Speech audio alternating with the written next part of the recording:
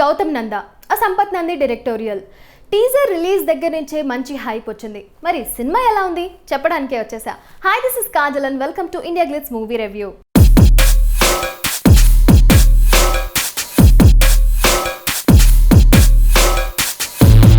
Gopichand acting నాకు ముందు నుంచే చాలా డీసెంట్గా అనిపిస్తుంది. అండ్ ఈ సినిమాలో కూడా సూపర్ డీసెంట్ పర్ఫార్మెన్స్ ఇచ్చాడు గోపిచంద్. అటు గౌతమ్ లాగా సూపర్ పాష్గా కనిపిస్తే ఇటు నందా లాగా సూపర్ మాస్ పర్ఫార్మెన్స్ ఇచ్చాడు. ప్రీ క్లైమాక్స్లో వచ్చే ట్విస్ట్లో కూడా అద్భుతమైన పర్ఫార్మెన్స్ ఇచ్చి ఒక డీసెంట్ పర్ఫార్మర్ నుండి వర్సటైల్ పర్ఫార్మర్గా ప్రమోట్ అయిపోయాడు. Gopichand was at his best in Gautam Nanda. ఈ సినిమాకి ఫుల్ ఆన్ గ్లామర్ని యాడ్ చేస్తుంది Catherine with her super hot looks and amazing performance. బొట్టు బొట్టు వానబొట్టు సాంగ్లో అయితే వావ్, క్యాథరిన్ ఇంత అందంగా ఉంటుందా అనిపించింది. And on top of it Soundar Rajan's amazing camera work, rich విజువల్స్ని, సాంగ్స్లోని స్లో మోషన్ని సూపర్గా హ్యాండిల్ చేశారు.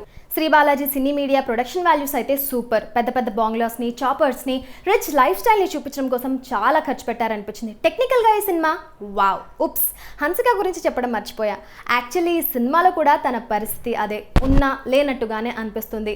తన క్యారెక్టర్ కానీ, తన స్క్రీన్ స్పేస్ కానీ ఏదో ఫార్మాలిటీకి ఇంకో హీరోయిన్ కావాలి కాబట్టి పెట్టినట్టు ఉన్నారు అంతే. అలాగే ఈ సినిమాలో కనిపించిన చంద్రమోహన్, సీత, ముఖేష్ ఋషి, సచిన్ ఖేడేకర్, వెన్నెల కిషోర్, చంటి, బిత్తిరి సత్తి, అన్నపూర్ణమ్మ అందరూ వాళ్ళ క్యారెక్టర్స్కి పూర్తి న్యాయం చేశారు.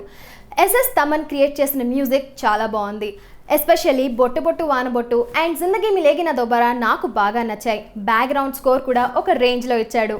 సినిమా చూసినంతసేపు వావ్, ఇంత రిచ్ అయిపోతే ఖచ్చితంగా ఎవరి మనసైనా పాడైపోతుంది, ఎవరికైనా ఆ ఫీలింగ్ కలుగుతుంది అనిపించింది. సో ఆ ఫీలింగ్ వచ్చేలా చేసింది Sampath Nandi direction and rich visuals. But ఆ స్టోరీ ఏదైతే ఉందో అది పీసీపీ అంత పాత చింతకాయ పచ్చడిలా ఉంది.